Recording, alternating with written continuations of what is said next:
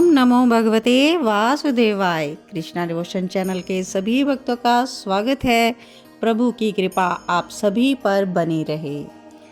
और हम सभी माघ मास में श्रवण कर रहे हैं भगवान की पुण्यमयी माघ मास महात्म्य की कथा।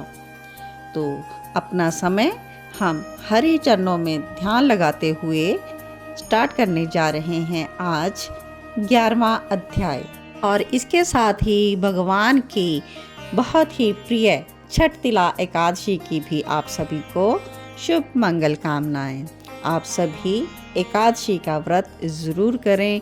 और आज के 11वें अध्याय में भी क्या कहा जा रहा है कि भगवान की पूजा किस प्रकार से करनी चाहिए, और भगवान विष्णु जी का जो रूप है शालिग्राम शिला, तो हमें शालिग्राम शिला का किस प्रकार से पूजन करना है भक्ति विधि के साथ। तो आइए हम जानते हैं 11वां अध्याय।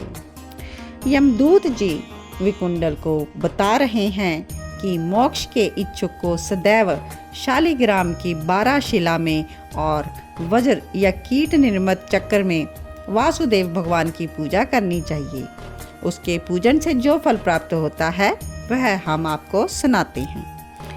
हे वैश्य, यह पूजन सब पापों का विनाशक, सब पुण्यों का दायक और सबको मुक्ति प्रदान करने वाला है। प्रतिदिन 10,000 राजस्व का फल तथा अग्निहोत्र कर समुद्र सहित पृथ्वी के दान देने का फल प्राप्त होता है। देवता इत्यादि अच्युत निर्गुण ब्रह्म को जब प्रणाम करते हैं उसका फल मिलता है, और जिससे अत्यंत पापी, अकर्मण्य और अनाधिकारी भी यमलोक में नहीं जाते। स्वर्ण कमल युक्त 12 करोड़ शिवलिंग को 12 कल्प पूजने का फल एक ही दिन में आप प्राप्त कर सकते हैं। कौन सा? गोविंद का पूजन करके आप सदैव के लिए अमर होकर आवागमन के चक्कर से मुक्त हो सकते हैं। जिसने शालिग्राम की शिला का जल, जो शालिग्राम शिला को स्नान करने के बाद प्राप्त होता है, वह अमृत अपने ऊपर छिड़क लिया, मानो उसने संपूर्ण तीर्थों में स्नान कर लिया। क्योंकि संपूर्ण शालिग्राम शिला सब कल्याण करने वाली हैं। जो शालिग्राम भगवान हैं, भगवान विष्णु जी का रूप है, और यह गंगा जी, गोदावरी, रेवा नदी इत्यादि सभी पवित्र तीर्थों के जल में रहा करते हैं। इसलिए इनका पूजन हमें अच्छे भाव से करना चाहिए।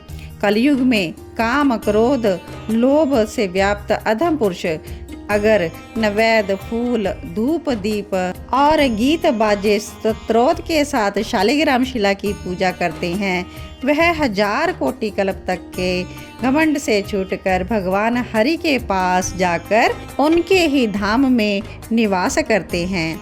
जहाँ शालिग्राम शिला रूप में भगवान केशव उपस्थित रहते हैं, वहाँ पर देवता, असुर, यज्ञ और 14 लोगों का निवास रहता है।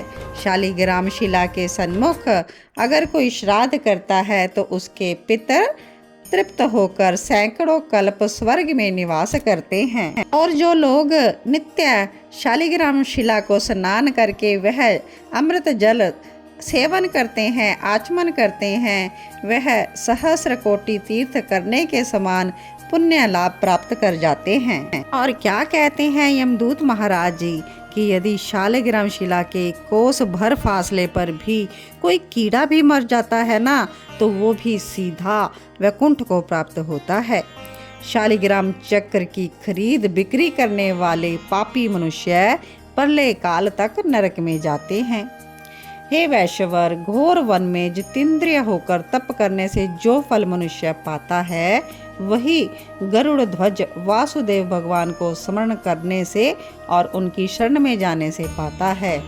वह नरक में नहीं जाता। जो भगवान गोविंद का स्मरण करते रहते हैं। पृथ्वी पर जितने तीर्थ और पुण्य स्थान हैं, वे संपूर्ण विष्णु भगवान का नाम में मात्र लेने से ही प्राप्त हो जाते हैं। हे वैश्य, जो वैष्णव शिव की आलोचना करता है वह निसंदेह नरक को जाता है, वह कभी भी स्वर्ग प्राप्त नहीं कर सकता। तो भगवान विष्णु और शिव दोनों ही एक हैं। तो हमें अपनी जैसे श्रद्धा भक्ति है भगवान शिव का भी पूजन अर्चन करना चाहिए। और शालिग्राम शिला का एकादशी के दिन आप ज़रूर व्रत करें, पूजन करें, श्रद्धा भक्ति भाव को बढ़ाएं। भगवान हरि आप सभी की मनोकामनाएं संपूर्ण करें। तो इसके आगे एकादशी के बाद द्वादशी तिथि आ जाती है और द्वादशी तिथि भी भगवान विष्णु जी के निमित्त है। तो हम 12वां अध्याय भी कंटिन्यू करते हैं, जिसमें भगवान विष्णु और एकादशी के बारे में बताया जा रहा है। तो यमदूत महाराज कहते हैं 12वें अध्याय में, जो पुरुष प्रसंगवश भी इस मास में दोनों एकादशियों का व्रत रख लेता है, वह यम के दुखों को कदापि प्राप्त नहीं करता और तीनों लोकों में उसके समान कोई शुद्ध आत्मा पुरुष नहीं होता। एकादशी पाप नाशक भगवान पद्म नाम के दिन मनाई जाती है। जब तक मनुष्य एकादशी उपवास नहीं करता तब तक उसके शरीर में पाप व्याप्त रहते हैं। हजारों अश्वमेध और सैकड़ों वाजस्यो यज्ञ भी एकादशी उपवास की 16वीं कला के समान नहीं है। हे वैश्य, 11 इंद्रियों से किए हुए मनुष्य के समस्त पाप एकादशी के दिन उपवास करने से पूर्णतः नष्ट हो जाते हैं और वह यमराज के अधीन नहीं होता, बल्कि उसको क्या मिलता है? स्वर्ग तथा मोक्ष, आयुष और संतान को प्राप्त करने वाला वह होता है। हे वैश्य, गंगा, गया, काशी, पुष्कर, कुरुक्षेत्र, यमुना तथा चंद्रभागा आदि जितने भी पवित्र तीर्थ हैं ना, हरि भगवान के दिन यानी एकादशी व्रत के समान नहीं है।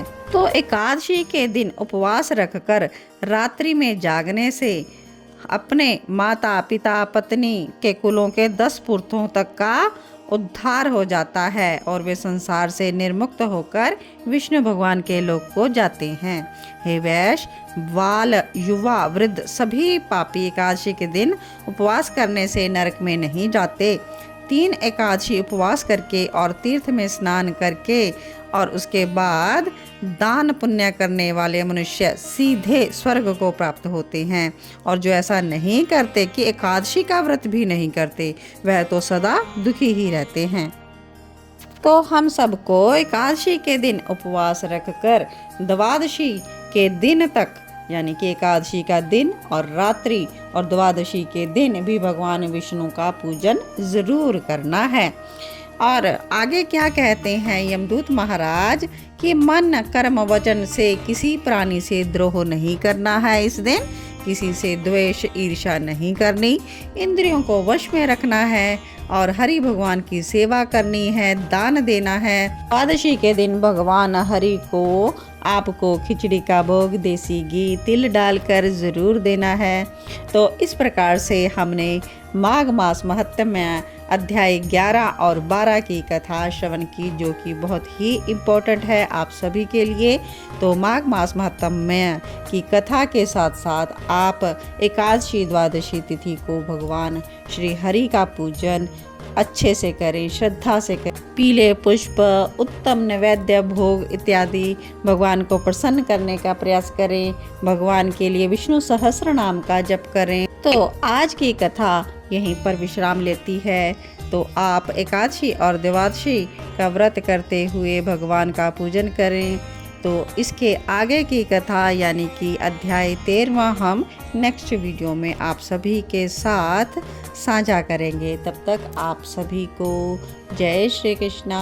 ओम नमो भगवते वासुदेवाय इस मंत्र का अधिक से अधिक जाप करते रहें।